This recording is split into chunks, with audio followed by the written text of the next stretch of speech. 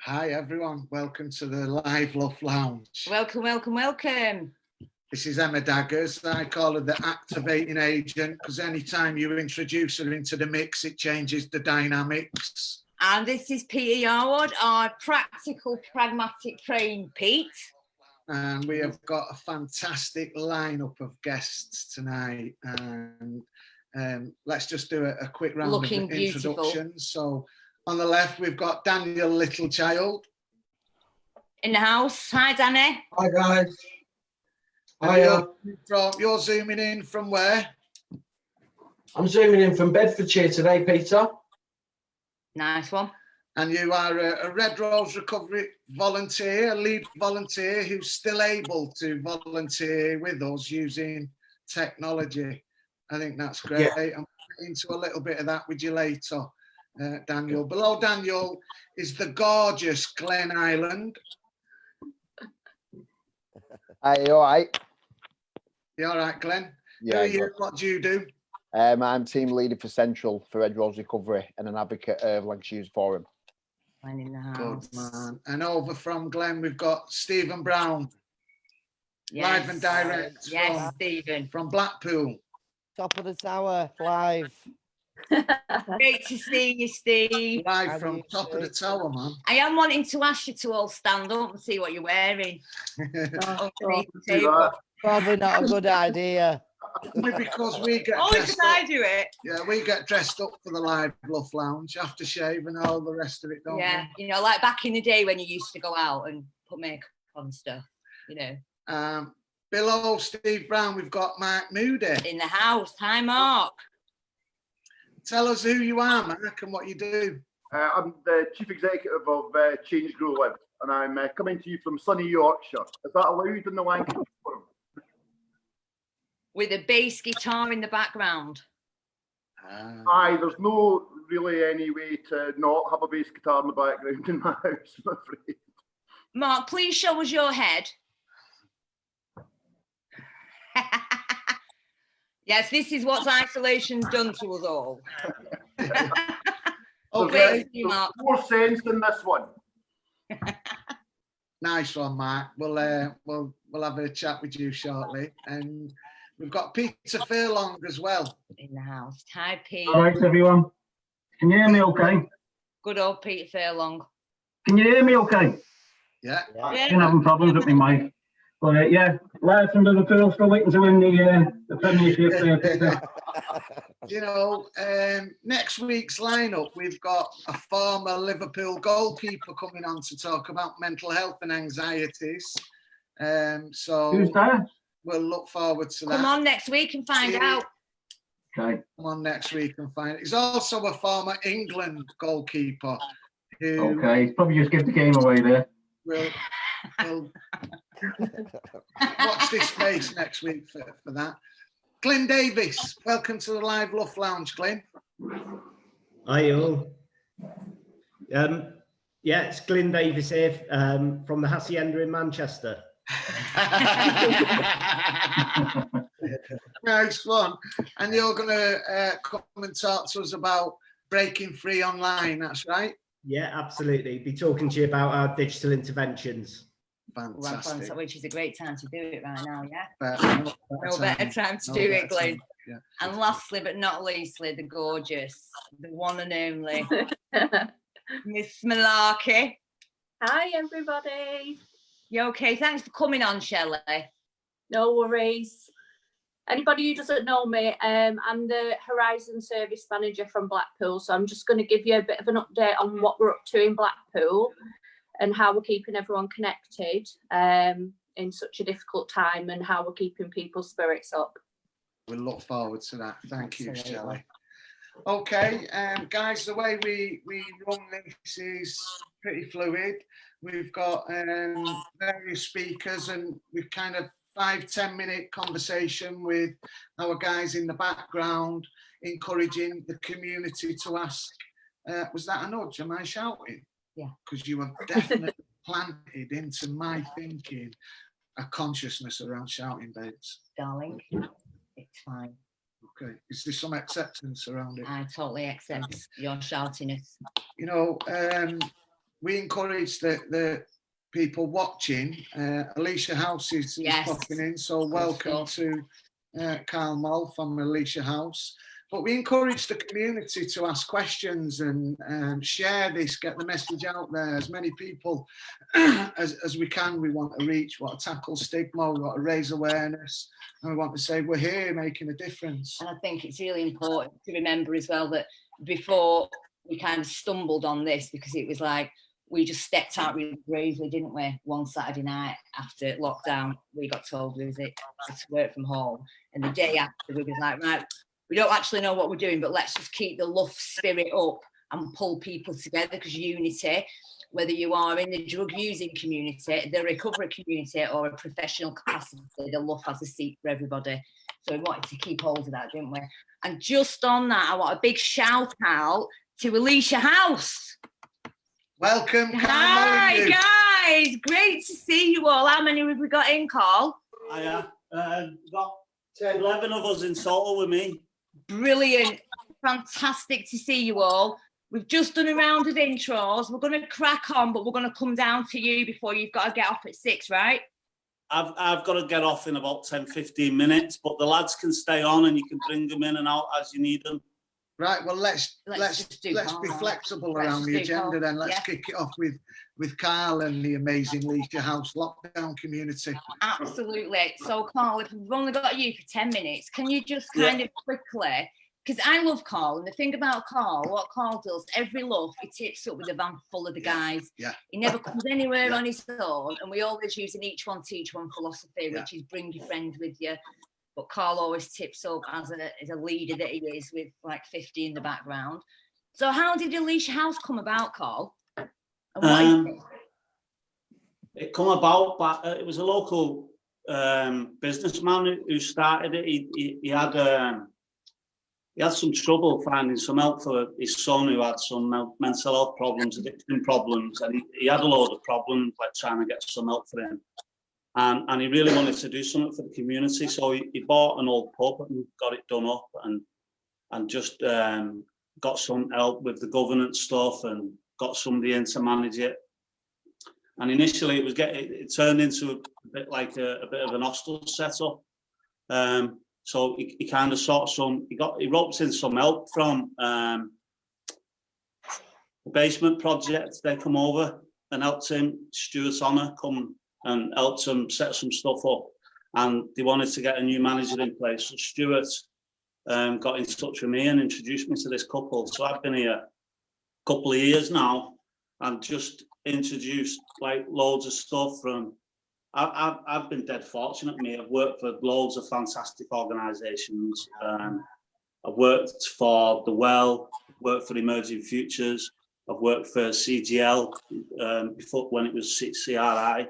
And I've been in treatment myself. I'm in recovery myself. I've been in different treatment centres, so I just pulled in lots of like different stuff from all these different projects that I've been in as a service user and a member of the staff, and just we just kind of made it work somehow. Yeah, and it's fantastic. We don't do everything in house. We try and get people out and about in the community. You know, it's not like the old site rehab, big house on the old site thing. We're out and about in the community every day, up until the last few weeks anyway. And that's what we try and do. Any stuff that's going on, whether it be recovery related or not in the community, we try and tip up and get involved, try and expose them, not just to the wider recovery community, but the community as a whole. And just get involved. You know, we're connected to faith groups, fellowship groups, statutory services, third sector stuff.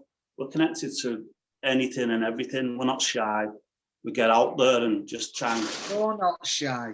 I think you're being very humble there, Carl. You're a force for good. Yeah, he is. And you've been like a Jack Russell on our legs to train those guys up, haven't you? Oh, yeah. And, you know, it's been a pleasure for us to say yes to stuff like that, because we've seen you putting in the energy and the effort, and I think your values shine through, because never once do you think about what's good for you.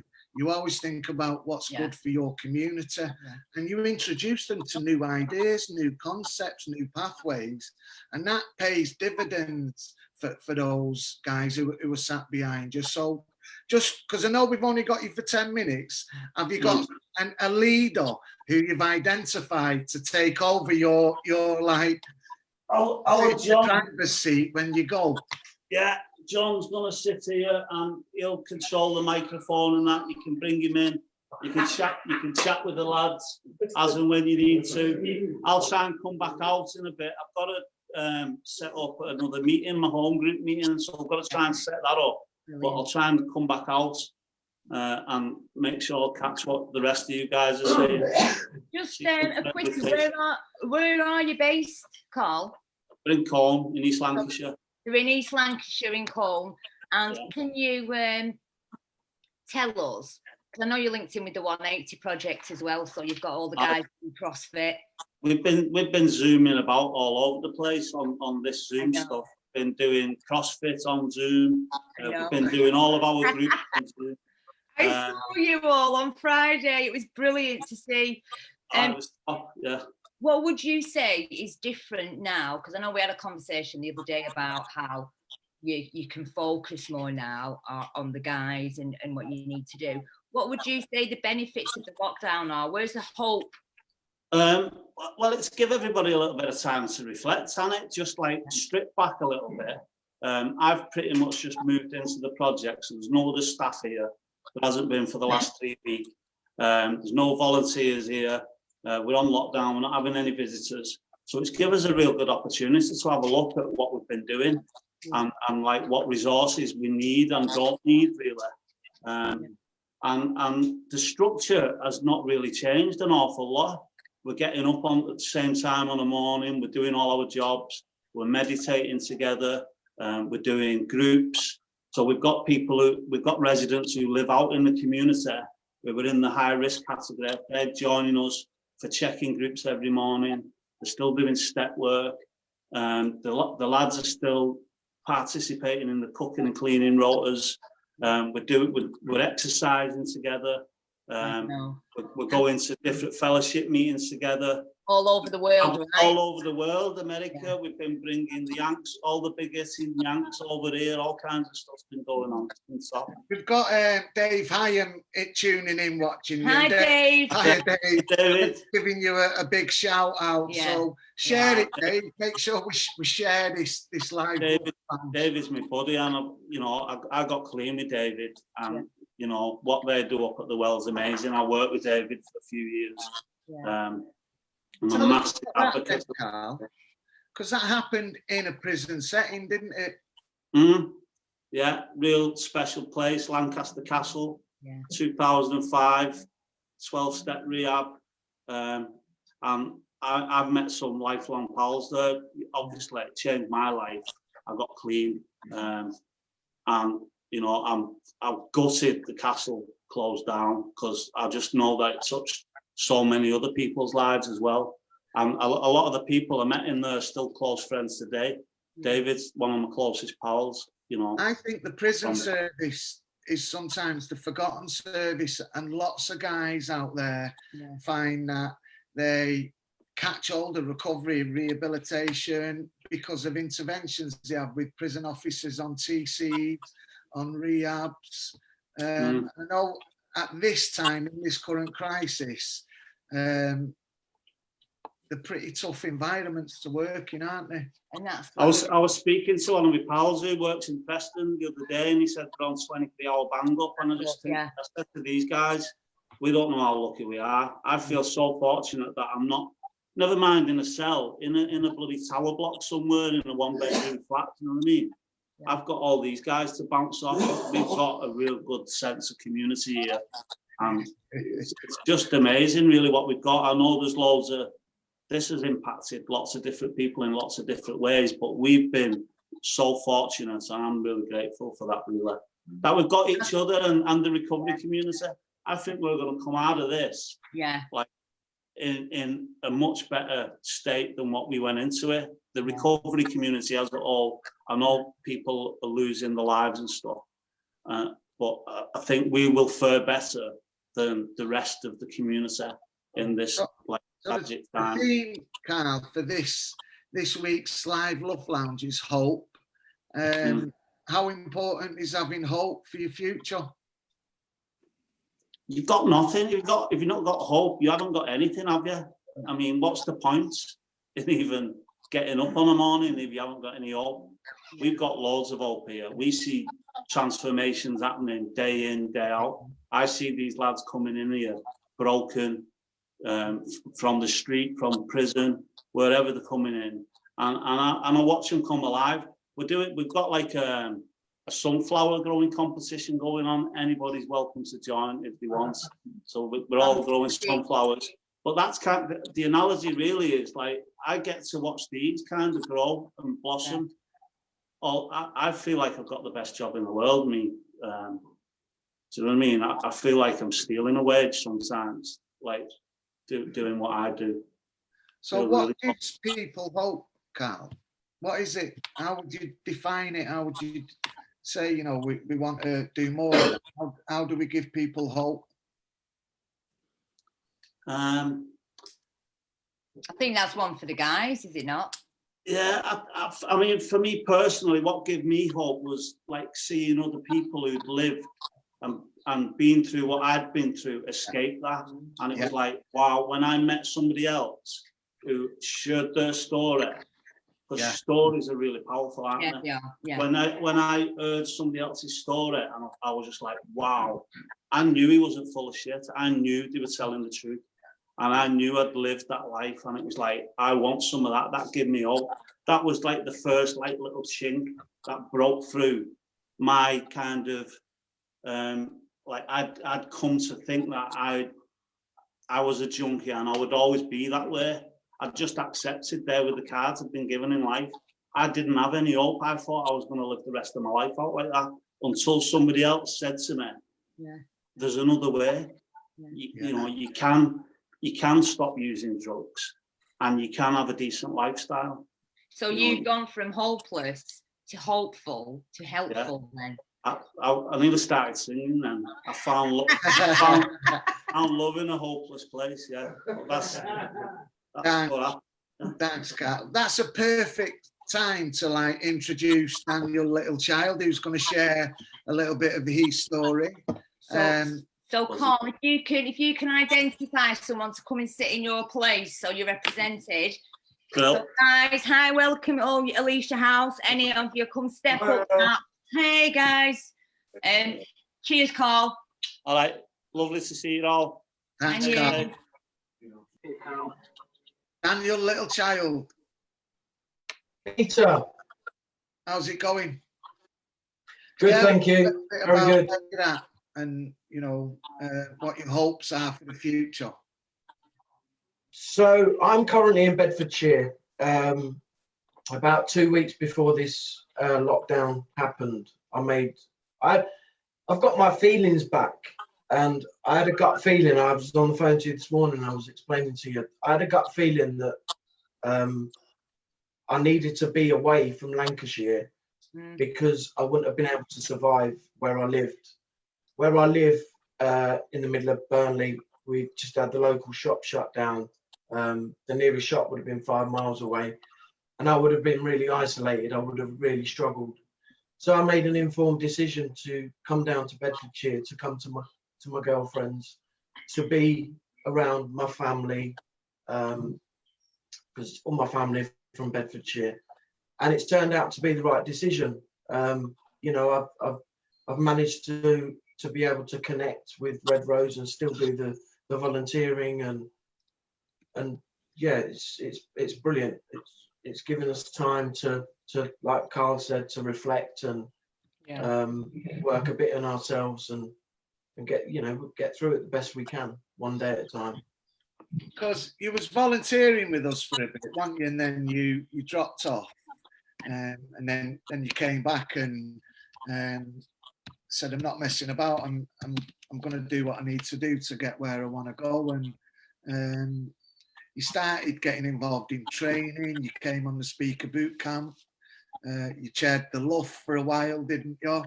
You're now on the leadership program, aren't you? What's that like for you?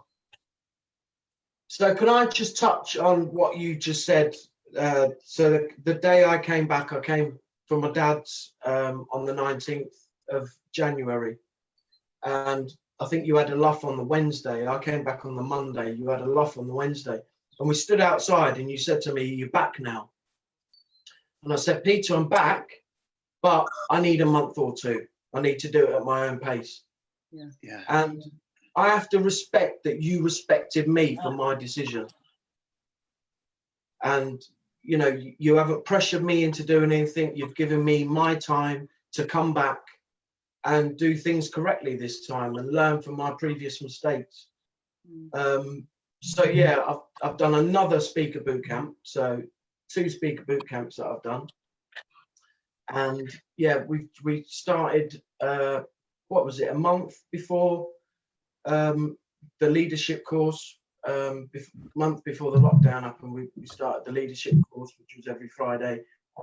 Let me just shout out HMRC because they're in partnership with that. And, you know, I've got my own mentor who regularly contacts me, sees how I'm doing.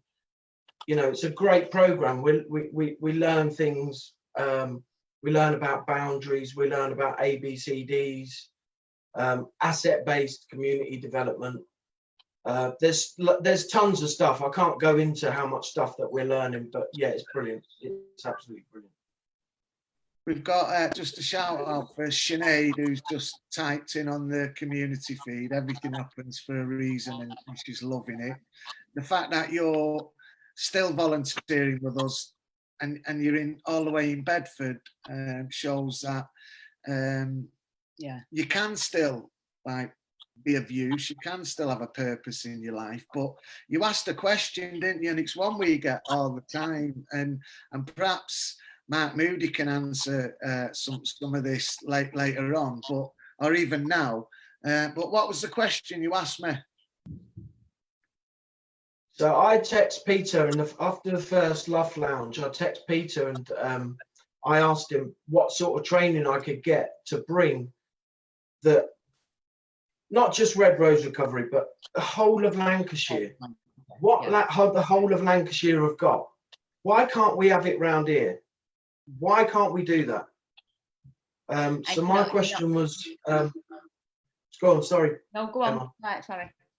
So, yeah, so my question was, how do I get the experience and how do I get the help? I know I'm early back into recovery again, but I'm passionate about this stuff. You know, I want to save lives. I've lost too many people since I've come out of rehab to lose anyone else again. I don't want it to happen. And I want to bring some of what Lancashire have got to Bedfordshire. And how do I do it? How do I do it? Just on that, do you remember about 3 or 4 years ago, Mark Moody paid me and you to go down to Northampton? Yeah. And they had the seeds of a recovery group there, and we went down and we shared our experience and our strengths, and it didn't follow on because we wanted to say Northampton Recovery Group, you could call it NRG.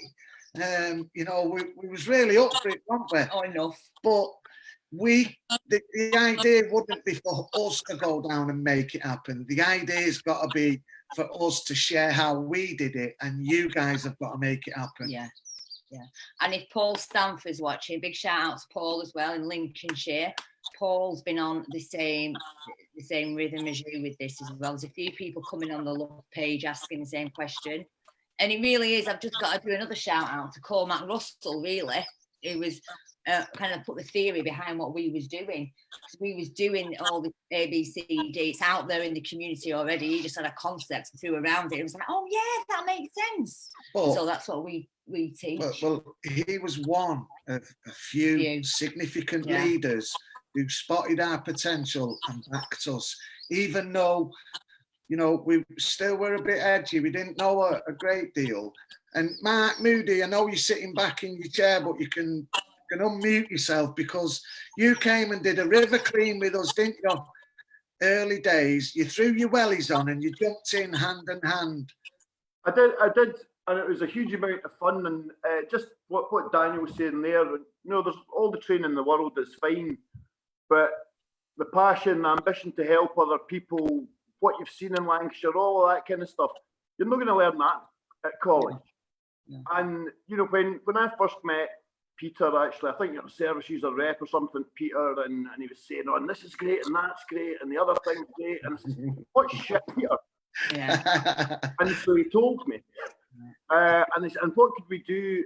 And you know, the way that the LUF and Red Rose and all that has grown over what must be 10 years, I suppose. Yeah, 10 years. Yeah. I don't think that people like me, an organisation that I'm responsible for, can do the things that LUF can do. I think when you've got people in a place who are willing to do it, people like me should try and help them as much as we possibly can, because you've got stuff that we've not got. And any organisation, anywhere where we run the services, if there's anyone who wants to have a go, I'm more than happy to help them. Not more than happy, I would be delighted. I'm kind of almost begging for them to help us do what's happened in Lancashire, because the difference that it makes is it's extraordinary. You know, we do the bit that's about giving people the space to kind of pause the chaos and decide what they want to do with the rest of their life. And things like LUF, give them what they're going to do with the rest of their life. One of those is more important than the other, and it's not what I do. Thanks, Matt. I think sometimes it's in your relationships, everything is relational. And I would say to you, Danny, there is build them relationships down there if you're still linked in with us as well. But it is relational. And I know that Mark, I've just got a shout out to Prum there as well. You know, and I know that them guys, and this is from my own personal experience, when the shit's hit the fan and my back's been against the wall and I've needed help, you know, not only has my community rallied around me, but people who you create the relationships with you as well, who can open the doors, you know, and you can't buy that stuff. It's you know, it's relational, it's heart language, isn't it?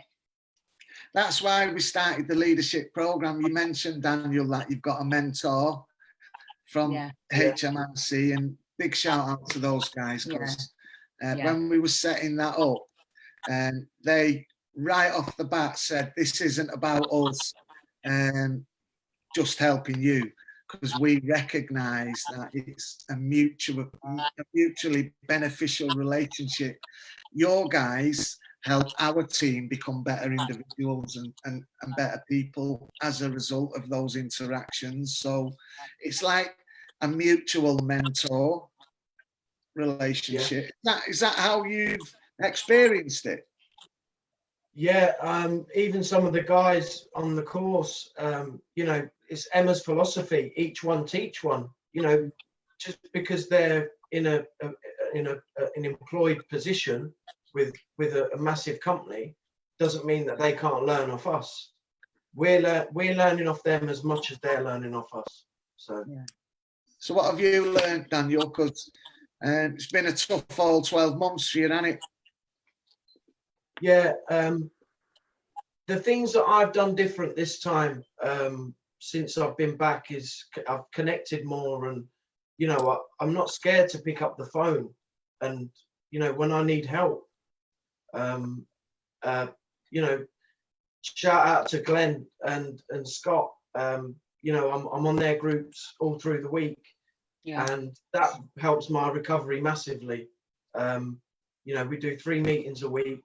I run my own group, a wellbeing group on a Friday, you know, which you guys have kindly let me run myself. Red Rose in Bedfordshire. I'm just a volunteer. I don't even work for you guys, but I love doing it. I'm passionate about doing it. I was just going to say, I have to challenge that. I have to challenge that. Yeah. You guys are amazing.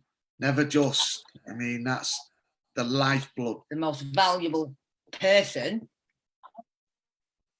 Glenn, did you have a question? Yeah, well, he's just answered it, but I think it's important that you tell the viewers, Daniel, how you're connecting, and obviously you promoted the 5 ways to wellbeing that you're doing on a Friday, because obviously people that are isolating at home might not be able to know how to get onto these groups and stuff like that. So I think it's really important that you put that message out. Yeah. You are, you know, you're the glue, what binds it all together, Daniel. So, you know, we'll do our best to connect you in with the relevant people. And I know you connected in with our guys. So that's the word, connection. That's the word. That's just everything entwined into one connection. That's what we strive for, isn't it? So you just connect and keep connecting where you are, and then they'll want to connect with us, and then we're teaching each other, aren't we? can I just reinforce something that I think breeds home? It's because you asked the question to one of our guys, why is it, you know, why me? And our guys turned back and said, well, why not? And I think sometimes the system with the deficit-based way of working, where they're going to diagnose what's wrong with you, has left you know, an imprint on your mind that you're less than or you're not worth it. And we just ragged that philosophy to bits and changed the narrative to say you are worth it. And you know what? We're not just going to talk about it. We're going to give you some evidence to stand on. You know, when you talk, Daniel, people listen. That's why we'd like to give you some recognition. And today you qualify for your Bronze Award, the bronze level Speaker Boot Camp. So that's waiting for you to pick up, and you can wear that pin. And nobody in Bedfordshire's got one of them. No one in Bedfordshire's got them. You don't just get them, mate. Right, just send it in the post. You've got to earn Send it in the post. Of course, we'll send it in the post. Yeah. My dad always used to say to me, "You got to earn it to send it." So there you are again, guys. If you want to earn one of these, then you speak to us, and we'll give you the opportunity to do it. And you've got bronze, silver, gold, and platinum. So is that? I think a question's coming around where Glen Island wears his badge, but we're not sure you've earned yours yet, Glenn. You've still got a lot of work to do. Platinum. So you're getting a massive congratulations on the Facebook chat as well, Daniel. Yeah. So the thanks. Do you know what? I just want to say I appreciate everyone's continued support. You know, I haven't had it easy, but people have always had my back. You know, there's people in my life that have never given up on me, and there's people that have believed in me. You know, people on here that have believed on me. So I just want to say a massive thank you, and I do appreciate it. We love you. If you had a word for someone sat at home who is thinking of picking up, what would you say to them? Bring someone. Yeah, connect. Speak to someone. Because it takes a lot of courage to do that, doesn't it? Yeah. It does. It does. As addicts, the hardest thing for us to do is ask for help. Yeah. But you know, we are strong individuals, and it doesn't take much to pick up a phone and say, "Listen, I'm struggling. I need help." Yeah. And the best way to dissolve it, take the power out of it, is to talk about it. Pick up the phone. Don't pick up the substance or the drink. I like it. So before Emma moves on to Glen Davies with Breaking Free Online, can I just ask you, if you're watching this at home, hit the share button, guys. So people who haven't come into contact with stories like these and opportunities like these get to hear about it. So hit the share button, guys. Thank you. Because we are our stories. This is what people want to hear, isn't it? Nice one, Danny. We love you loads.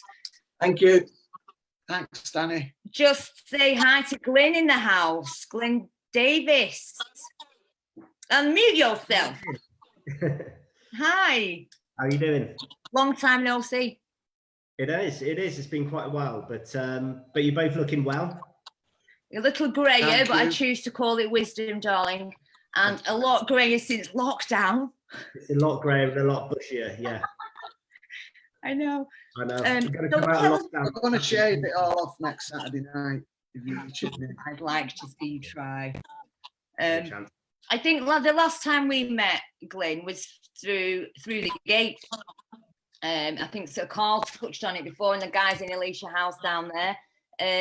When Carl touched on he'd met someone in prison, what we recognised was sometimes it's the guys with the stories that make the difference, the guys with the past, the the lived experience crew that make that difference. And that was recognised and invested in. And that's when we first met, and you was doing Breaking Free online then. Right. So yeah.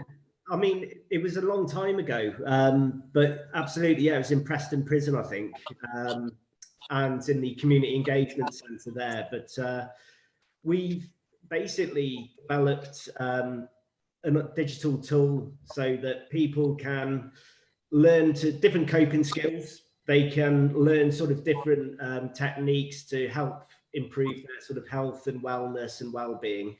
And basically, it's designed to give people different coping skills to help at various stages of their recovery. But of course, because it's online, it means people can access it 24/7. In fact, about 50% of all activity with Breaking Free takes place evenings and weekends, when before COVID, your normal services would have been closed. So there's a real need for people to be able to access resources. But of course, we met in the prisons when we were introducing Breaking Free, bit of an aspirational term for the guys in prison, but at the same time, it was a way that people could actually engage with different resources. Because, you know, if you think we've all got our preferred learning styles, and with Breaking Free, it's got an audio overlay, so it will talk to you, but also it's very visual. It's lots of multimedia resources. But where we see the real power in it is when it's delivered using the skills of people like yourselves, or practitioners, mentors, sponsors, just basically having somebody else to bring in that blended approach of human interaction plus the content of the program, really. So it's been a while, but we've been evolving it over the past 10 years. So if anyone out there wants to give it a go, just go to breakingfreeonline.com. There's a video on there that it will show you what it looks like, so you can get a feel for it. And you can create yourself. You just go to breakingfreeonline.com. Okay, so that's breakingfreeonline.com. Yeah, and you'll need to put in an access code. Don't know if is that back to front. Central Lancs 11. Yeah, or NHSE 2020. But basically, it will just get in touch with us, and we'll be able to give you access to the program. But it's free for anyone to use. Yeah. We know it's proven to work. We've got over 30 research papers published in journals showing that it helps not just people in terms of their recovery, but it helps in terms of mental health, emotional well-being, quality of life. It could benefit any of us in terms of basically helping us to live a better and healthier, balanced life, really. Is it rolled out in the prisons, Glyn? Yeah, it's available in a lot of prisons at the moment via the education suites, and in a few prisons like Berwyn and Waylands, where they've got in-cell technology as well.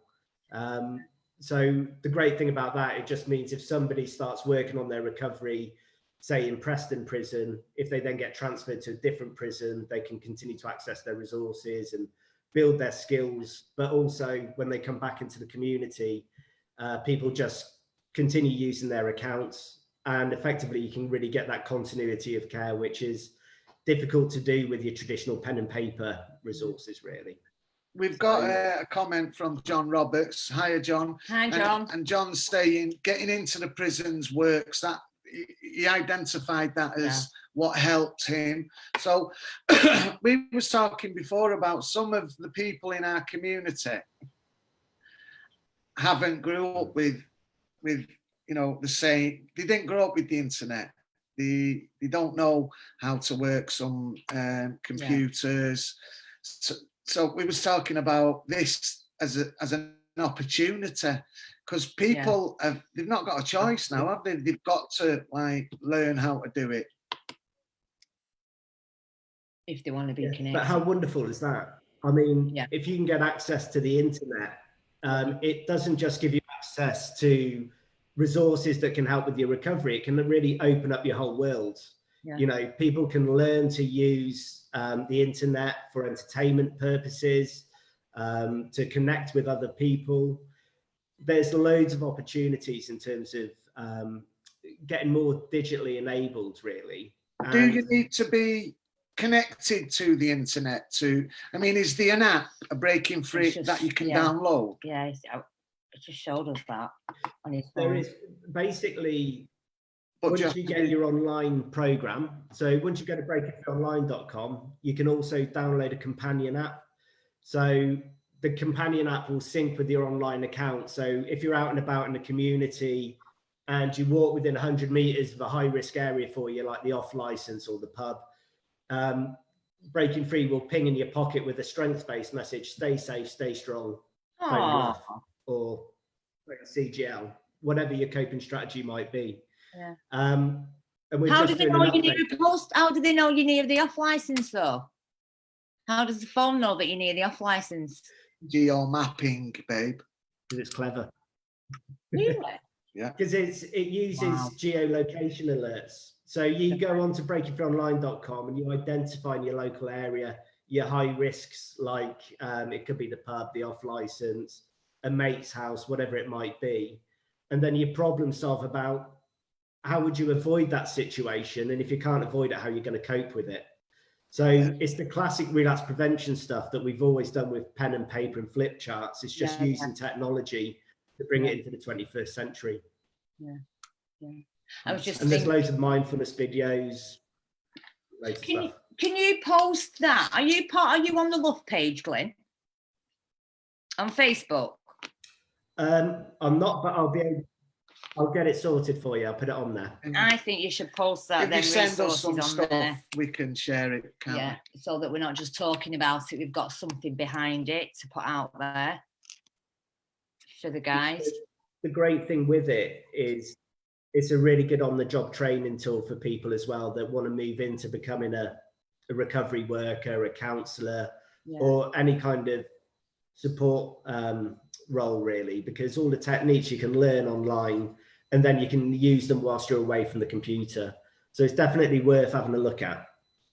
Thank you. And definitely worth having a look at in this day and age now, where everything is technology and we are on a digital platform. Have we got have any of our guests got any questions for Glyn? Peter Furlong, you're not representing Liverpool too clever there. You know, smile, mate. Sorry about that. Is that better? So we love your smile. I think from us, it's great to have you on board, and it's brilliant to have at this time, you know, a piece of software that can help people now more than ever. I bet you loads more people are using it actually, Glenn. I'm not saying that he wasn't before, but when I know I've been going for a walk every day because I know I can. I've got an hour, the government said, so I'm making use of it. As you can see by my big red face with the sun, I don't go brown, I just go red and redder and redder. But because I've got that hour, I'm using it, and I guess when people are now locked down, locked in, I'm looking for all sorts of things to do. I said to Peter and Emma yesterday, I'm not bored, I'm missing people I don't even like. So doing things all the time that we, you know, there's not a job in the house which isn't like me that hasn't been done. And I think now people are locked in is the best time to probably to get them them codes and get them that access, which is great that you're on here now and people are listening to that. Definitely, because it's with all the interventions within Breaking Free, there's 26 different techniques that are all proven to help various stages of people's recovery and well-being. But it's like learning a language, you know, you don't just do it once and you've mastered it. You've got to keep trying, practicing, rehearsing, revisiting. And so it is really helpful if you are isolating and you're at home, that you can just dip in and out of it, but you've got to keep practicing it and rehearsing it. That's where you see the real behaviour change and people progressing in terms of their recovery and well-being. We've got a couple of questions coming in, but what have you got anything and I know you're digital tech savvy, but I am going to ask: Have you started to think yet about people who haven't got a phone? Yeah. So Yay! with breaking free, every bit of work you do, it turns it into a PDF document. So if you're linked in with a service like CGL or Inspire Lancs, you can get that printed out for people to take away with you. But we know in this day and age, if people don't have their own smartphone, generally you'll know a friend or a family member or a service like CGL, Red Rose Recovery, where you can go in and use it. But it's not the panacea, but it can certainly help a lot of individuals that are enabled in terms of getting access to the internet and smartphones or computers or tablets or whatever it might be. There is a lot of our guys out there, current service users who haven't got a phone. No, so we've done some research with the homeless community in London, where a load of people that were effectively struggling in terms of their drinking and their drug use were using Breaking Free by accessing St Mungo's hostels. Right. And so, although they didn't have technology themselves, they were going regularly to St Mungo's to access their resources and also getting access to support around them at the same time. Brilliant. Oh, thanks for coming, Glyn. Thanks for coming on. And please do post. Glenn and Shelley have got a question. Please do post your stuff online on the LUF page. Definitely will. Glen Island, have you got a question? Yeah, Emma's just asked it about the people that haven't got software and is there anything that they can use. But also Jane Moody from CSI is asking that information be shared so that people can access it. Definitely. Nice one, Jane. Get it on the LUF page. Nice one, Jane Moody. Shelley Mularkey, have you got a question? I'll unmute you. It was the same question that Glenn and Emma asked, but also Glyn, I know that you've been doing some work on the app in Blackpool. Do you know what the take-up's like at the minute in Blackpool? Do you kind of monitor what it's like area by area? Yeah, we do, but I haven't got a clue in terms of how Blackpool are doing. That's around another app that helps people in terms of lowering their drinking. So there's a number of different apps that we provide access to. Lower My Drinking is designed to help people who aren't dependent on in terms of their drinking, but are just starting to reach more sort of harmful levels. And we've also recently released My Quit Route as well, which is designed to help people quit smoking. So it uses a lot of the same techniques and the evidence base, but they've literally just gone live in Lancashire and also in Blackpool. We will get that information over to Shelley. Are you all right with that, Shelley? Yes, good, thank you. I love how Shelley advocates for Blackpool. He's just straight in there, always, like me with Lancashire, when I'm outside of Lancashire. Yeah. Okay. Cheers, Glenn. Can I ask that? We've dropped down to about 70 people viewing, so share it so other people can find out about it. Just hit that share button. But we know how many people are taking up viewing this, Shelley. So the last week there was something like 6,500 people who watched it, and the reach has gone. We never expected it to go like that, did we? I kind of knew it would, because I'm just like anything I do, it is always going to be successful because I do it for you. And this is where I normally break out into song, but I won't today. But what I will say is a shout out to Katie. Katie wants to acknowledge that through this platform, one of our guys, Liz, has helped her get into accommodation. Yeah. And she's got a whole host of complex things what she was dealing with. But connecting in through this platform, one of our members of the community is able to get her into some rehousing. And is that Katie, did you say? Yeah, that's Katie. Shout out to Katie. Katie Ann. She's put it on the comments. That's not the only one either. There's quite a few that have been sorted with the housing through this platform as well. So I don't think we knew how many it was going to reach or how it will go. We just stepped out in faith anyway, didn't we? But I think we should keep this going. I think we should keep this platform going. Your very own baby eagle, Lorna, has just logged in. So shout Hi, out to Lorna. Hi, Lorna. Yes, shout out to Lorna in the house. Okay, so should we bring Shelley in and then see? Because I was thinking, if we go from, because we've got 2 people in the house from Blackpool, but if we go to Shelley first about direction and vision, and then to Steve from lived experience, does that work? Yeah? Steve, smile. So, Shelley, how goes things in Blackpool? Very good, thank you. Can I first of all, let me say a big shout out to Glyn, because me and Glyn were childhood friends, and we used to get up to all sorts of naughtiness, didn't we, on the streets of Preston? And I never realised he was volunteering and working for you now. And it's just fantastic to see him doing so well as well. So thank you, Shelley. Quiet, Shelley, because he did put in a call to me earlier on and went, "Who's Shelley Mularkey, Peter?" So yeah, you kept that quiet, Glen Island, didn't you? I didn't know it was the same person, but I thought it might be. Yeah. Oh, well done. Thank you. I'm dying to ask questions, but I'm not going to. I'm just going to leave. No, not online. Not online. So in Blackpool, stop it. No, honestly though, I did see a picture in the paper. I saw a picture online the other day, and a couple of your guys had naloxone. They had the injecting kits, they had the needles, the water.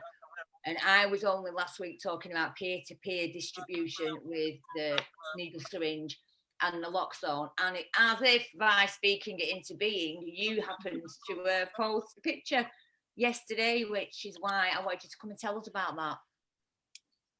Yeah, so basically, a couple of the pharmacies have closed in Blackpool, or a lot of them have reduced hours as well. So they're kind of opening at 11 till 1, and service users are getting confused and not being able to pick up clean works. So Dixon Road, the harm reduction hub, that's still open in Blackpool Monday to Thursday, and you can get anything you want from there.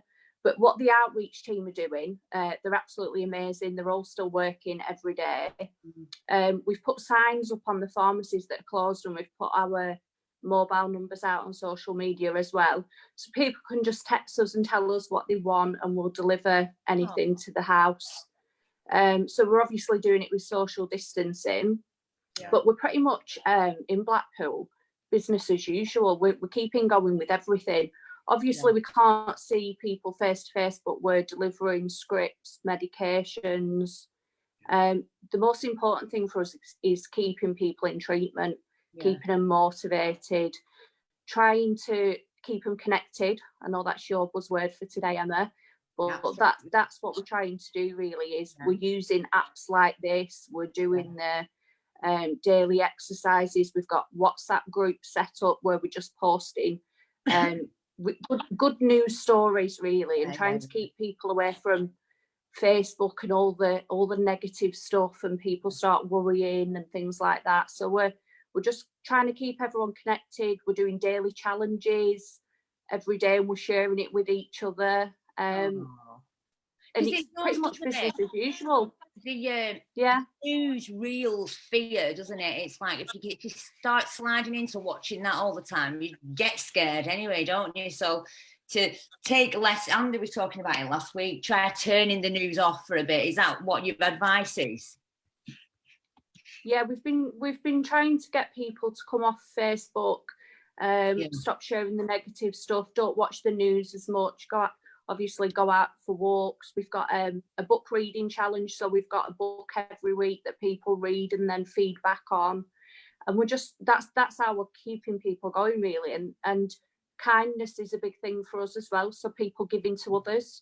So we're kind of suggesting every day, what can you do for your neighbours, what can you do for people in your community, why don't you try going and seeing if your neighbour's okay. There's these really brilliant corona kindness postcards that you can give out if you're able to, that you can post through your neighbour's door. And it's like when they're in treatment and we're doing the 5 ways to well-being, what we're seeing is people are actually just feeling really proud of their achievements, and that's giving them hope as well to carry on each day, just by helping the neighbours and doing something kind. How are you doing the needle exchange, Shelley? Are you doing any peer-to-peer needle exchange? We're not at the minute, no. Well, Right. That might be one for Stephen, unless I'm out of the loop with something. Yeah. I don't think so. I do know you've been giving people extra, so Yeah. that's like peer to peer, because they'll pass it on, won't they? Yeah. We've got service users that come in with that we know we've got shared accommodation, so there might be 5 or 6 of them sharing a flat. So we did have restrictions on that before, but we've kind of just give everybody what they want and need now. Yeah. It's not about funding and all that bollocks. It's about eventually. Although the world does have to take, but it does. The priority for us is just keeping everybody safe. Yeah. And if that means we have to go to people's houses and give them what they need, then we will. Yeah. And Brilliant. we'll give them what they want as well. Brilliant. And I think Blackpool, I love Blackpool and I love how you work. And I know you're a unitary. However, you are quite closely linked, all of you together, aren't you? And I think that's why it works well. Yeah, definitely. And I know Stephen and his team have been working with our team as well. There's a big initiative going on at the minute to get the street homeless into housing. So it's kind of a rapid access to treatment and to housing and accommodation as well. So we're working closely with housing. Yeah, we're working closely with the housing team. Have you seen an uptake in people accessing treatment? Yeah, that's a good thing. Yeah, that's a good thing, isn't it? Yeah. We haven't got any figures yet, but definitely some of the people that we know, some of the more chaotic service users that we struggle to get into treatment, and we just kind of work with day by day to keep them safe. Yeah. A few of them have gone into housing and they're accessing treatment. So that'll be a positive thing to come out of this if we can keep it going. Because there's a lot of homeless in Blackpool, isn't there? There's a lot of hostels as well that have a lot of people in them. Yeah. And we're working with them as well. Yeah, brilliant. Maybe Stephen can come in there as well. It's relevant, Steve. Hi, love, how are you? Yeah, I'm good. From a lived experience point of view, you seem a bit flat, Steve. No, I'm all right. It's adjusting and getting used to all this stuff, innit? Yeah. That's it. Well, before we go on to you, am I shouting again, darling? I've gone deaf in this ear, so by the time we finish that, you'll probably be deaf in that ear as well. So we might break into a domestic live streaming, and we'll try our best not to, but we won't, because you sulked for a week last time. I did. He sulked all week. Don't let him film you. Don't let him film you going on like this. You're shouting at me online. She battered me live on air. It's like exaggerated.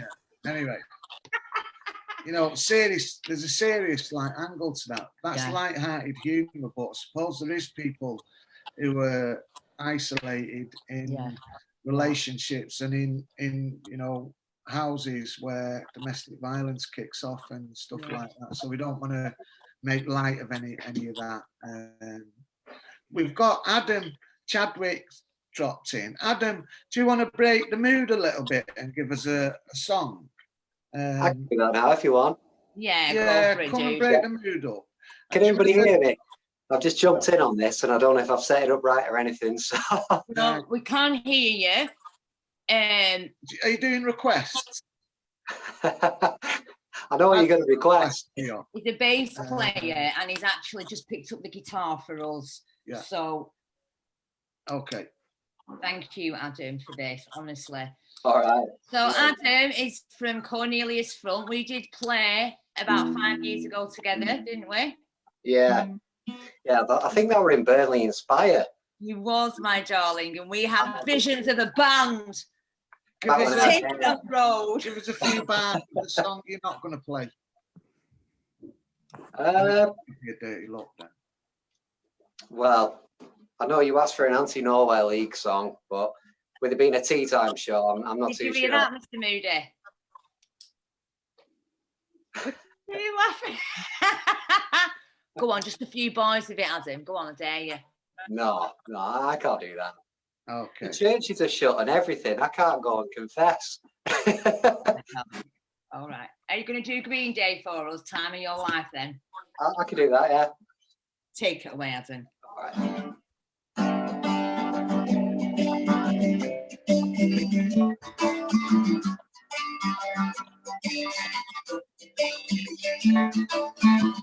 Another turning point, forks the road. Time grabs you by the wrist, directs you where to go. So make the best of these days and don't ask why. It's not a question, but a lesson learned in time. It's something unpredictable, but if the end is right, I hope you have the time of your life.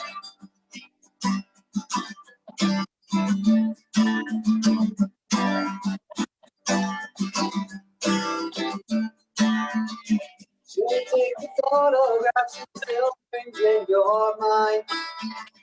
Hang it on a shelf in good up and good time. Tattoos and memories, it's been on trial. For what it's worth, it was worth all the while. It's something unpredictable, but if the end is right, I hope you have the time of your life.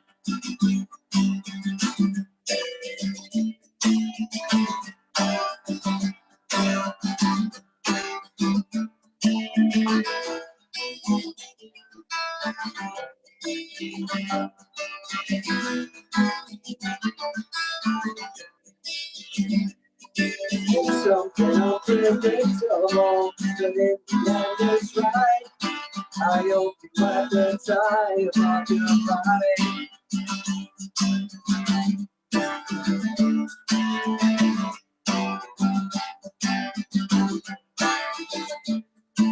It's something unpredictable, but in the end it's right. I hope you have the time of your life.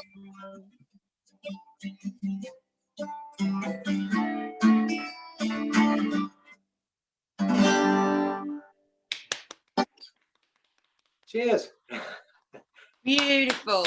Absolutely beautiful. I think what we're going to work on between us and Andy Toynton in the East, because I know that he's setting up some live lounges with the guys over there in the community, is maybe investing Wednesday nights. I think so, yeah.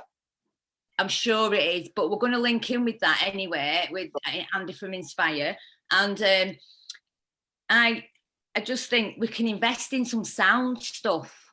Yeah. You know, because we're all in our houses, and we had Wolski on last week with you this week. It's like, I don't, yeah, and I know it was awkward today because I'm like, move back, come forward, move back, come forward. No, do it differently, turn phone upside down, because I don't want to, because you're an amazing guitarist, and it's like, I'm sure there's some money somewhere to invest in some equipment, you know.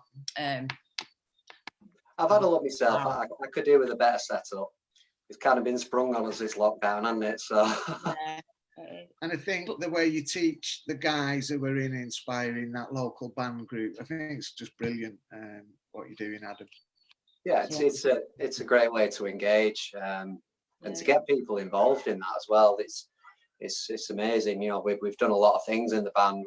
We've played the Blackpool Recovery Walk. What was that? I was getting on 2 years ago. That was really good fun. That was amazing.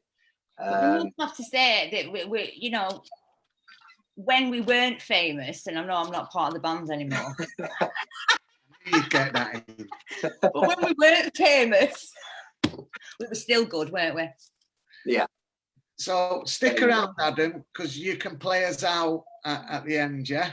All right, cool. Cheers, mate.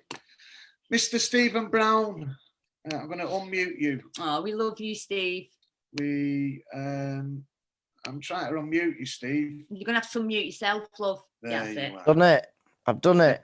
There you are. Oh, welcome, Steve.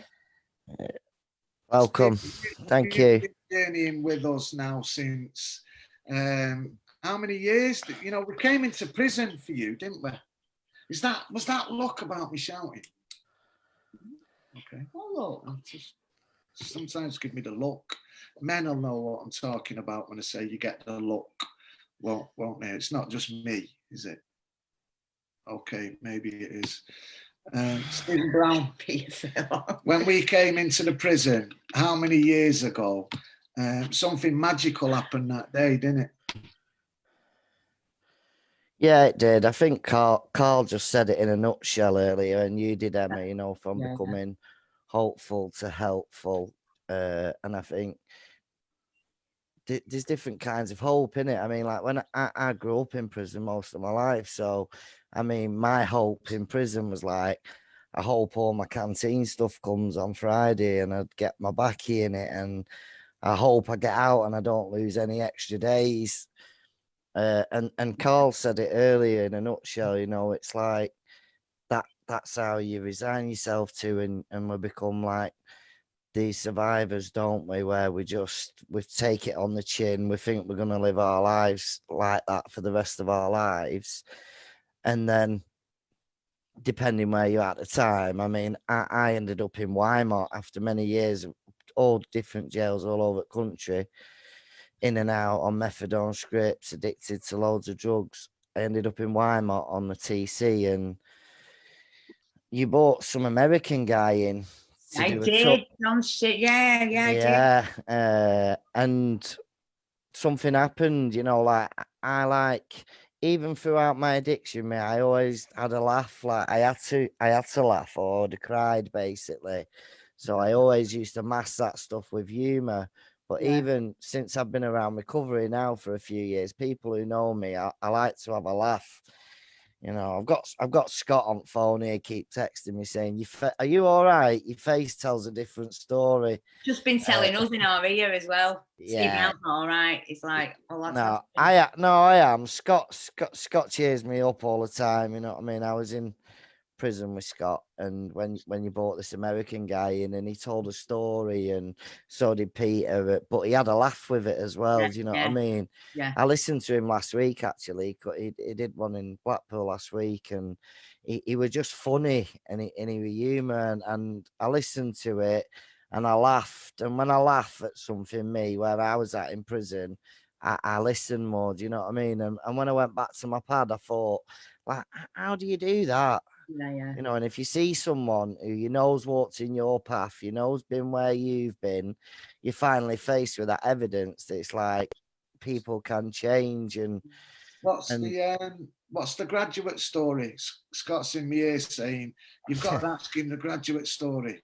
Yeah, so when I first went onto the TC, like my behaviours were bonkers. Like I went onto the TC and graduates were grasses, basically. That's what I believe. Like, stay away from them. One of them challenged me for taking drugs while I was on a drug-free wing, and he challenged me in front of the staff. And when I come out of that challenge, obviously I denied it at the time. I was like, what you on about? And I was like that to all my circle, and I got back to grass him. He's just got me in front of all the staff and blew me up. And I slated him round the old wing. And I think the last time I used drugs was 2016, Christmas Day. I got some Subutex off a Scouser, always the Scousers. And I had it. And the truth was, when I got locked behind my door that night, I thought I'd have a dead good night. I didn't. I started crying. I only had 3 months left. And I thought, what am I going to do differently? What am I going to do? I've been in and out of jail all my life. I lost my brother, died with this stuff. All my mates have died in Blackpool.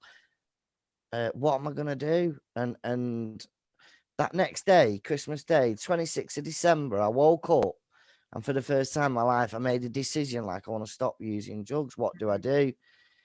And the mad thing about it was, what did I do? I went and put myself around the graduates. And it was difficult, man. It was Yeah, it was next level difficult because the people who I hung around with got drugs in on visits. They beat people up, and I was going in and out of these graduate pads, and sometimes I used to think I'm gonna have to wear balaclava going in here. Everyone's slating me. And what I started to do is I started to stand up for myself a little bit, and I was like, I'm just trying to stay clean. And by being around these people, I'm managing to do it. And I got sick of the war stories. You know, like people were telling stories, and then 10 minutes later it had totally changed. And I'd had enough of it. And luckily I managed to get clean. And Scott was one of the graduates on there. And Scott is like me, man. He likes a laugh. Yeah. And I love Scott. Like, he has a special place in my heart, because when I got out, I went into JFH, a recovery house in Blackpool. Massive shout out. Like, they helped save my life, man. And they put me on the right track. Do you know what I mean? And it's still going strong now. But I got out and I got around mutual aid, and I got made some friends. I come and did the speaker boot camp, and then we got introduced to Red Rose, and we had to bargain with yous at one point because we was in Blackpool and yous was in Preston, and we needed to get over to Lancaster to do the training, and you kind of did that for us. Do you know what I mean? And we started to get our own, you know, we started to grow in our confidence. And I'll never forget that I was on some training with Emma. And like I wasn't interested in a job. Like, I'd got clean. I was living my life. Cotty. Yeah, Mark Cotty, and I got clean, and I was living my life, and I was in this boot camp, and I didn't even think about getting a job. I was like happy to be on benefits. I was just clean, and we were doing some talking, and a job come up at Red Rose. I'd never had a job in my life, apart from like wing cleaner or something on a Saturday, and like, I put in for the job and I got it. And, you know, I got a job in St. Anne's and Fleetwood, and I was running my own groups of 5 Ways to Wellbeing. And I just started to build my confidence, man. And it was good. And the story with Scott is like, me and Peter went back into prisons then, and I did loads of that stuff. When I got out, I just wanted to go into prisons. That's all I'd ever been. It was good to come out at the end, you know what I mean? But we went and we did a talk, and I think loads of people had bets on me failing when I got out. You know, they had bets on me, and we went and got Scott, didn't we? And we chucked him in with Red Rose and the LUF, and he got a job. And and it's amazing to see stuff like that. But like, my life's took off since then. I've been clean like 3.5 years. I've never relapsed. You know, God. Thank God, and I stick close to this stuff, and do a lot of external stuff, but I just stay connected with people, and by this stuff it's become difficult. You know what I mean? Me and my line manager, like Shelley said before, we're not out there giving the locks on and stuff like that, because we're not allowed in cars. There's a 2 meter distance rule, but we did get a lot of money through Fulfilling Lives for naloxone, and was out there giving it all out. And at the moment we're working from home and doing all these Zoom meetings and stuff like that. But I seen the photo yesterday with Renaissance with Mark and Claire, and I thought, brilliant. I love it. Like, delivery, it's like door-to-door service, isn't it, for people who can't get it? And I thought, brilliant. I remember early on asking you, you know, what is it you want out of life? And you were saying, I don't want anything, you know, extraordinary. I just want to be able to have a job and a holiday maybe once a year, and a relationship that I can sustain, and, you know, maybe a car and somewhere decent to live. Just what I see, you know, as ordinary people managing to achieve. I'd be happy with that. And today when I phoned you up, I was saying, get on you with your Mercedes and your tag watch and you know, and the first thing you said was, oh, but it's not about the external stuff, Pete. It's about what's going on the inside. So you've changed your thinking to say, what I really value now is my inner peace. And I just thought that was a beautiful recognition of the transformation you've been on over the last couple of years. Listen, I have all that external stuff. I mean, that's a given. Yeah. If you get into recovery and you stay clean and you make some goals up and like people say to me, like, you're obsessed with cars, you've had about 20 cars. And I say, well, I don't. I just started off with a £300 car, bought a bigger one, but did a better goal. I wanted a new one and I You're wanted not- holidays. You're not robbing them anymore, are you? Buying Exactly. Do you know what I mean? Not only have I got clean, I've stopped committing crime. I've built up some relationships. You know, like the relationship with my mum these days. Like she sleeps, man, and it's difficult not seeing my mum. Do you know what I mean? And then I've got a little 4-month-old baby. It's like I'm 42. I was 42 last week, and it's like I just try to stay on the ball because loads of my friends in the past have had all the external stuff, cars, holiday jobs, partners. They stop doing this stuff and they end up losing it and end up back in jail. And I don't want to do that, man. I know what's waiting for me once. Do you know what I mean? So, thanks, Steve. Yeah, no worries. Thanks for You know, you can pick up the phone anytime, don't you, Steve? Yeah, I absolutely do. I'll be ringing that Scott in a minute. 24/7. Shelley. Right, I need to unmute myself, sorry. Steve, if you're struggling, are you isolating? Sorry, I shouldn't ask you this on when people are watching. If you're not isolating and you've no underlying health conditions and you want to come and do get out of the house and do a bit of volunteering, give me a ring on Monday. Yeah, brilliant. Okay. Yeah, no, I'm not like isolating. I mean, we just have to do our same stuff. I mean, where I work at Empowerment, we're like the food bank there now, so we can go out and deliver stuff. Do you know what I mean? But I'm just not. I'm hands on me. I like to be out there all the time, and it's not like that. But it's cool. It's all good. Good. Thanks, guys. Thanks, Steve. Okay, so we're getting through the list of guests lively tonight, aren't we? And that brings Not us. really. Well, time's we've got Mr. ticking. Moody. We have got our next speaker. I'm just going to unmute him. You'll have to unmute yourself, Mr. Moody. Matt Moody. In the house. In the house. How you doing? I don't know, you're taking the piss out of Scousers, now you're doing Scottish accents. When does it stop? I think he's going to get that guitar down, Peter, and sing Things Can Only Get Better. I asked the same thing with the yellow head on as well. Yeah, he knows how to strum a few, Mark Moody. We even asked Adam to do a tune. Now, your boy Adam's a much better bass player than me. I've seen him. It's bad enough that that's the case, but now he can play the guitar as well. I'm gutted. Oh. So, Matt, you're at the helm of Change, Grow, Live. So, for the viewers who don't know what Change, Grow, Live is, what is Change, Grow, Live? Okay, it's a reasonably big charity that delivers a lot of services to people who use drugs and people who want to not use drugs or alcohol. There's homelessness stuff, domestic violence stuff. You know, basically, just tries to make the world a better place and to help the people who need our assistance to live the life they want to do that. I suppose. Yeah. That's what it is to me anyway. So you've been at the helm now for 2 years, around about 2 years. Yeah. What changes do you want to bring about? I mean, I read it. We want to do all of that stuff better, Peter. We want to, we try to do things with people instead of to them. I think the more that we do that, the better we get. All of this crazy stuff that's happened in the last month or so, yeah, I think gives us the opportunity to do that. When whatever the new normal is on the other side of this comes around, there's loads of stuff that we've learned during this time that's not going to go back.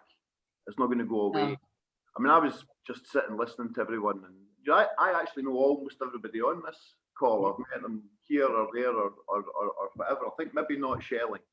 But I think I've met everybody else, and it's lovely to see them. And I haven't seen some of them for years. And why not? And why weren't we doing this before?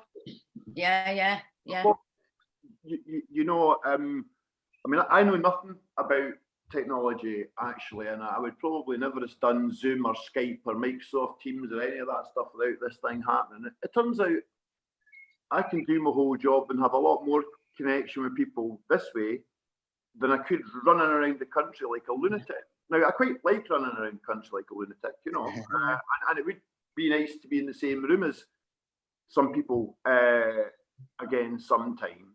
But this you know, this stuff, we're not going to stop doing this, are we? No. But we would never have done this, would we? Hadn't we got told to stay in. And you don't want this to have happened to learn this lesson, but it is a silver lining to the cloud, isn't it? And I've been kind of annoyed with myself that I haven't made it over to a LUF for years. You know, I mean, it must be 2-3 years at least since the last time I went to a LUF, and because I really enjoy it. You know, for my own purposes, it's a joyful experience. But it turns out, you know, maybe you don't need to be in the same room all the time to do those things. And that's it's pretty inspiring, really. So what would you say are the changes that COVID-19 has forced your hand to do maybe a lot quicker that you'd want to keep when we get on the other side of it? Well, there's a huge amount of stuff. I mean, so for instance, we've always struggled with delivering services to rural communities. You know, you can get someone a prescription, but you can't get them psychosocial support. Well, actually, that's nonsense. You can get them that, right? Because the live groups and all that kind of stuff, a lot of the stuff that Shelley was talking about, actually, we're doing across the organisation. The ability for people to be connected. We've been handing out, you know, phones to those people who don't have phones, so they can stay in contact with us. We've been doing, you know, proactive telephone contact, all other kinds of contact with people. Some of the people who use our services have said that they felt better supported by us during this time than they did during normal times. And you know, well, that makes me think, makes me slightly annoyed that they felt that way before and that we could have been doing this. But you know, we've learned something. That will not go away. I think, you know, I've always appreciated the people who work for us and the volunteers as well. To go back to, was it Daniel? It's not just a volunteer. A volunteer is a person who gives their time for nothing. And if there's anything more valuable in the world, I don't know what it is. But our staff and volunteers have just been extraordinary. So one of the things that will change, I'll go for them valuing them very, very, very much to something I can't even articulate. They've blown my mind with the way they've approached trying to make sure that we continue to deliver services for people who need it. Because the people who need our services, you know, in normal times you can't get your script. That's bad, right? It's really bad. You can't get your script now. It's a very different thing. You know, in normal times you want to stop drinking, you need our help to do it. You need our help. Right now, everything becomes heightened, everything, and I'm hoping that the world becomes a more compassionate place after this, and people caring for each other and realising that looking after your fellow human beings is surely the most important thing in the world. I'm hoping that changes, and that maybe people beyond the recovery community and the charity sector and all that kind of stuff start to kind of wake up a wee bit to that being the most important thing about life, actually, is being kind, being decent, treating your fellow human beings as equals is the most valuable thing that there is. Because wind it back a couple of months, turn on the telly, I'm not sure you saw much of that. No. But you know, so that's some of the stuff that I think it's big stuff. As well as, you know, how will you run your organisation? Well, there's lots of ways to change the way that we run our organisation, but I think just the way that we interact as people, the way we see each other, it's got to be different. Sorry. No, go on. I remember about 10 years ago now, maybe 9 years ago, because we've known each other 10 years, haven't we? 1st of April 2010. Yeah, and that's a significant. That's really good, that, Mark. It's a significant day for me, that 1st of April. But I remember about a year or so after we'd first met, you've always been there to support us in the journey, and often, you know, of a Sunday evening or a Friday evening, you know, the phones rang and you've been there as, you know, as a pal on the other end of the phone to support, and I've loved that.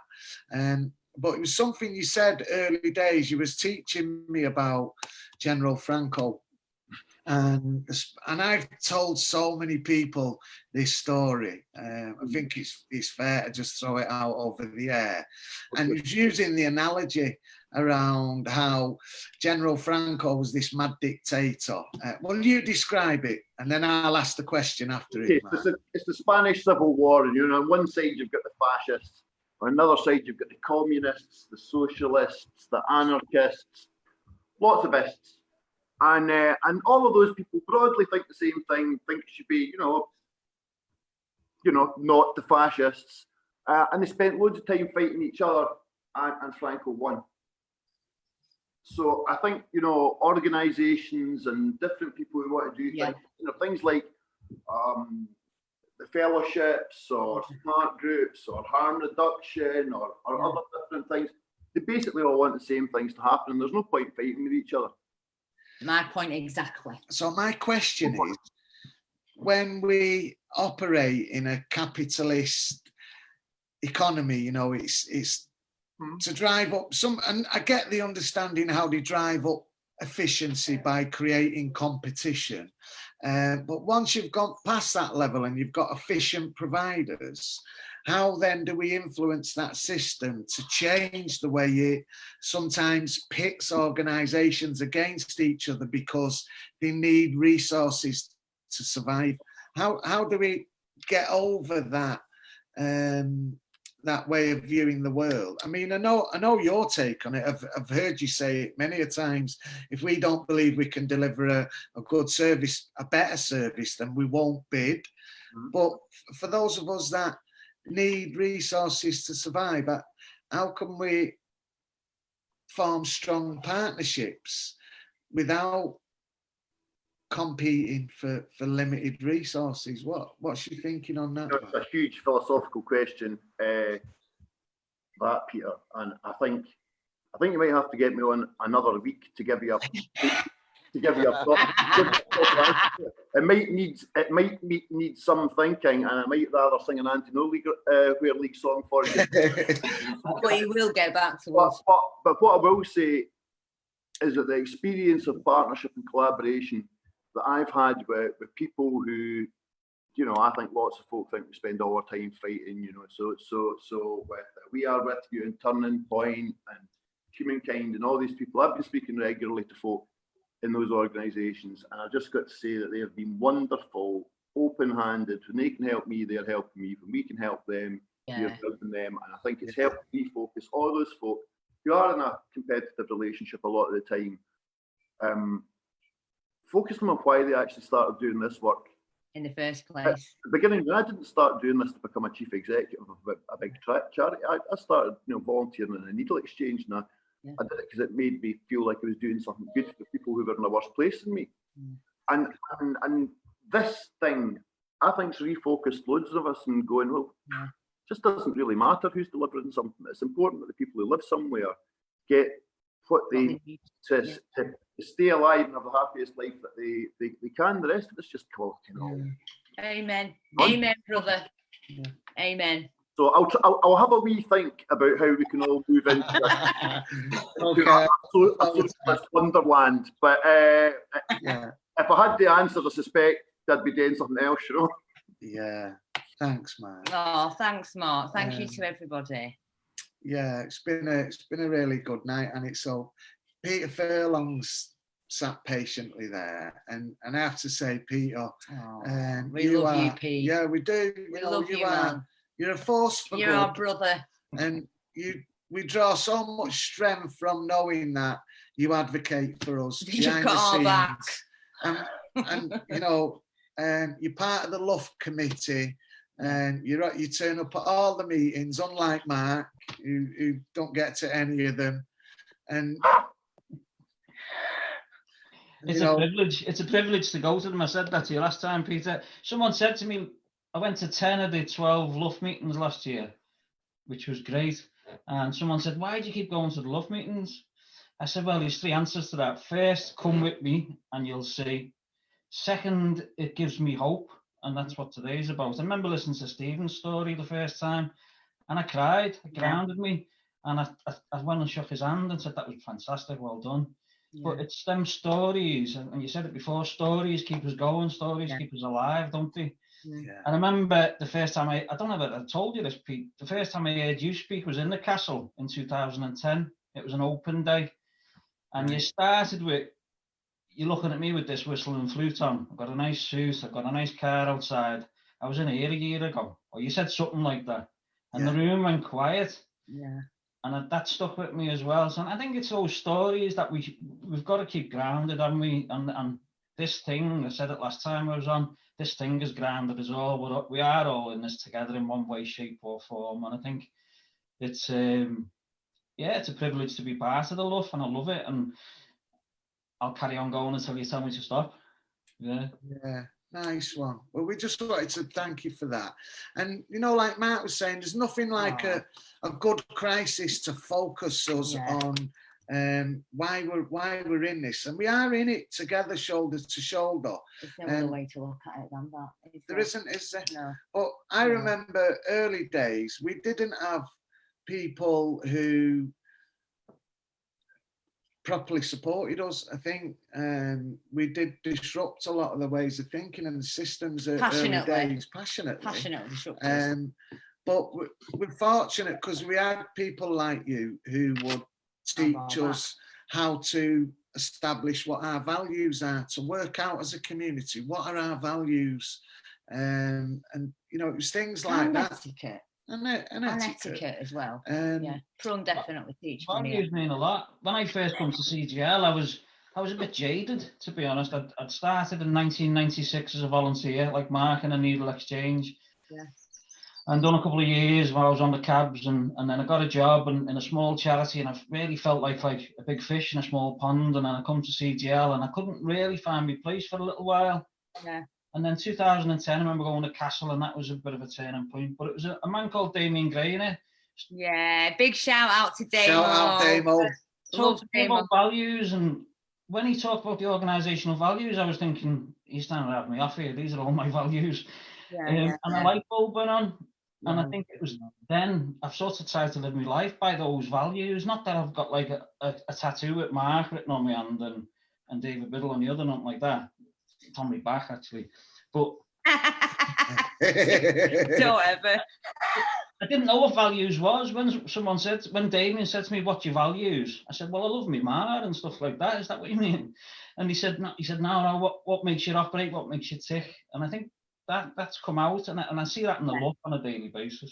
Can I just say there, Peter, what you're explaining now, Steve Brown, are you listening? Yeah, this is exactly the training that Steve was on about before. He didn't even know he wanted a job. It's just like it's the same stuff there. It's values based, it's heart language, isn't it? And when you're not used to tapping in and knowing that stuff, and then when you do, you're tapped into drive, motivation, then aren't you? It's just a beautiful thing, and that you can't buy that stuff. You need to be taught that. It's deep down inside every man, woman, and child, isn't it? But if there's not a light shone on it, it was freely given to us, wasn't it? Yeah, it was freely and we given give that us. away as well. I think sometimes they just get hidden, don't they? The values are inbred in us as kids, and sometimes you lose them, and life gets in the way. But what Daniel was saying before about how does the LUF spread? How can it everywhere have a LUF? I think if it starts with a value base, then that's a great place to start, and then collaboration. And I was telling Peter and Emma, wasn't I, in CGL we've had this what Mark will know is called a MAT meeting. So every day people can log in and find out more information, and it's been really popular because everyone's information hungry at the moment with all the changes. So we've had like 200 people going into this MAT meeting, and it's more or less turned into a collaboration meeting. So people are sharing stories and sharing how they're doing things. And you can't help but think, why wasn't we doing this a couple of years ago? And I think, not giving Mark praise because, you know, he's the boss, but one of his words he used when he first come was better collaboration. And I think I've seen that now. And I said, they were talking this week about worried about people that couldn't get hold of and someone on a 14-day pickup and they're not answering the phone. And I just mentioned the LUF Lounge. I said, look, it's a great concept where 6,500 people tapped into it. And you can see who were putting comments on, and many of them people are people who probably aren't getting in touch. And the whole list just lit up all of a sudden of questions. The whole country wanted to know more about the LUF. So I think, you can't get it overnight because it took 10 years, but if you start with a value base and better collaboration, I think you can. It's a good starting point, isn't it? Yeah. Just on that, I love that as well. Peter Hill, massive shout out to Peter Hill and Lorna and the guys in St Anne's who were watching. You know that I'm here 24/7. Just call me anytime. They're the next set of leaders coming through. Absolutely, they are. He's great. He's Peter Hill. He did a great CQC right up for me. Not that we'll be doing that again. This is what Mark touched on it before about when we come out of lockdown, nothing will be the same. I was saying to many times, I say it as a passionate disruptor of systems. Sometimes the process stopped me work, stopped performance, you know, and we've had to loosen that. We've had to because of the environment and what's happening. And I just think that's where you've seen collaboration. That's where you've seen co-production. That's where you've seen people come together and really, really help that person that needs the help, because nothing got in our, there's no boundaries to get in our way, because sometimes the boundaries we've made up. I was in a meeting when... Sorry? I couldn't possibly comment. I was in a meeting where I heard someone coin the phrase, if governance stops you from helping people, then it's bad governance. Because there's always got to be a way around. If there's a need, it should be met. Because we're looking at setting up some work, aren't we, next week, Peter, about the lock zone, harm reduction, you know, connecting with the community. That's like one point, but I've already had the email from a colleague who you've connected in with me to say, you know, here's how we do it. Can I just say something quickly? That thing about bad governance, and people talk about risk management, and I think a thing for a lot of organisations to think about is, whose risk are you managing? Yes. Managing your organisation's risk because you're worried about getting told off, or are you managing the person who you're meant to be trying to help's risk? Are you, are you doing the right thing, or are you covering your arse? Yeah. Thank you. I'll be honest. You run a big organisation like this. You need to do things in line with the law and in line with all the regulators and all that kind of stuff. But there are ways to do that, to meet all the things that those people want, that are not as restrictive as maybe we used to think that they were. So there's definitely some lessons in it, Emma, definitely. Yeah. Oh, I love that. Ending on a lesson. Yeah, I know. I mean, but some of the lessons that we get taught, we are, as leaders, we make sure we cascade it out into the community, don't we? Because that's got to be the thing. So, I think it's over to Glyn really to give us some words of wisdom. Glen Island. Smile, everybody. To smile. I thought that'd put a smile on your face, Glyn. Because you're the next evolution of leadership, aren't you, for the guys? And I know you came through as a volunteer, and you run a tight ship in Central, Glyn. So I think it's fitting that you round up tonight and then hand over to Adam to play us out on a song. All right, no problem. So I'm going to bring Daniel into it as well, because when the lockdown happened, we were going out giving donations, we were going to the vulnerable and the elderly, substance misuse. Anybody that was vulnerable, we were taking stuff to, the essentials. And then when lockdown happened, I thought to myself, how are we going to connect there's people that are isolating, there's people that are going to be struggling, they're going to be thinking of using triggers, all that. So me and my colleague Scott, we sat down and said, because we thrive off connection, and that's what we like doing. So we sat down and thought, well, social media, it's a massive platform out there. Why not use it? So we started off with WhatsApp groups. Now the problem with WhatsApp groups is you can only have 4 people, but for the time being, it was brilliant because we could still have that connection. We were doing telephone calls, that sort of stuff. And then we transferred to Zoom. Emma promoted Zoom to us. So since that day, we've all the groups are running as normal. They're on the CGL timetable. I can post that on the LUF page, which I have been doing over the last few weeks. And that's the reason I want to bring Daniel into it, is because over the last 5 days, I've had a group nearly every single day. And on that group, we've had, 10 people, 10, 12 people on it. And there's been 3 or 4 people that have been really struggling, really isolated. Yeah. And the fact that they've come onto them groups has helped them and potentially stopped them using, stopped them getting kicked out of supported housing, that sort of thing. So my message to you guys is basically just promote it. So the way we've been doing it is, if you go onto the Red Rose website, you can sign up as a member. That way we get your contact details, which means we can add you to the online groups. Once you're added to the online groups, we can then set, what we do is on a daily basis, we send the link out to the WhatsApp, so we don't have to send it to every single individual. We just send it to one group, and then that's how they attend. So I know that the East and the North have got things going on, and they've got it on the Red Rose page with a timetable with different groups. I know that on the LUF page that Liz has been doing cooking classes and cooking to a budget. So yeah, and all I can say is, I thought to myself, it's going to stop connection and stop engagement. And what I found is that it gives more opportunity to people that are vulnerable, got disabilities. They don't want to go to a treatment centre because of the stigma attached to it. So we've got a wider audience. And I know that obviously when things go back to normal, obviously we're going to be doing face-to-face groups, but I think there's a massive platform for this to carry on.